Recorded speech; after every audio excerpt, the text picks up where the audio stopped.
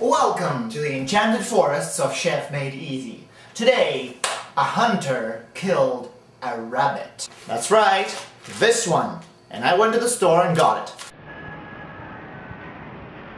And today, we're gonna have a lot of fun preparing it. With a little bit of a red onion and a carrot, which all those rabbits love so much. First we wash the carrot, and then we're gonna peel the top layer off with a special knife. Please note the smoothness that it gives to the carrot. Chop off the ends and chop it in half and then cut it up into thin slices. Leave that for now, and a similar procedure awaits the onion. Chop off the ends, remove the couple outer layers, the ones that are the most dry, then chop it finely. And now that the vegetables are cut, the same fate awaits the rabbit. Except that I already asked them to pre-cut it. That is why I always buy the meat directly from the meat department when I go to a supermarket. And now we're just gonna trim some fat. So if you see any visible fat like this, just trim it.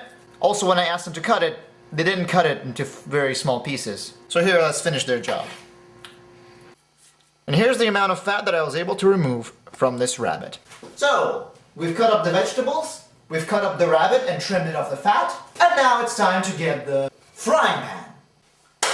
Put it here. Switch the stove to the maximum. Add some oil onto it. Let's rub it in.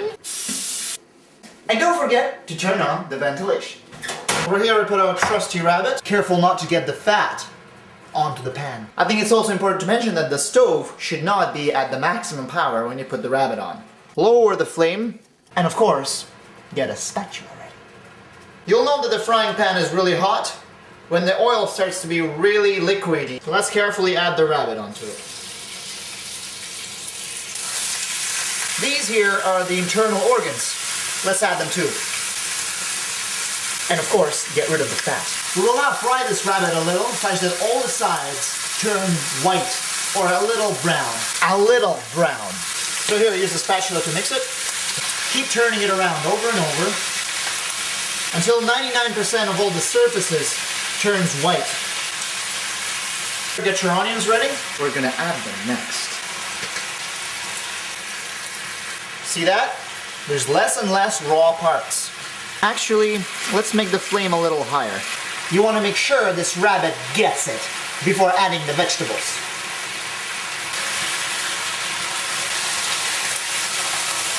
Now this is beautiful. Slightly brown. Let's add the onions.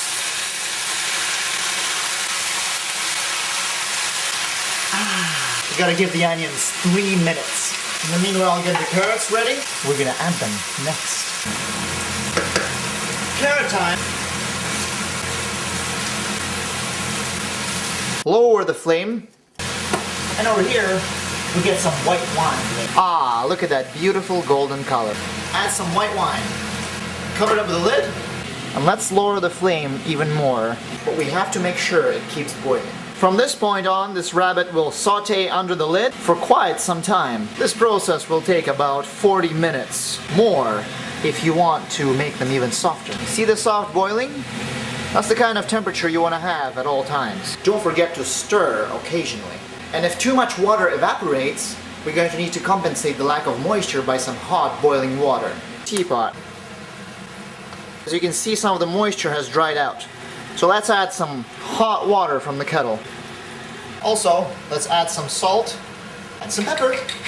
You want to add those things preferably before it starts to boil too much. Then we stir. That's what you want to see. Let's stir it up one last time. At the end, you want to remove the lid and let all the moisture evaporate. Thicken up the wine mixture. Close it up and kill the flame. It is very important to note here that the wine mixture will thicken when it cools off. Let's eat it. Yes. Yummy rabbit.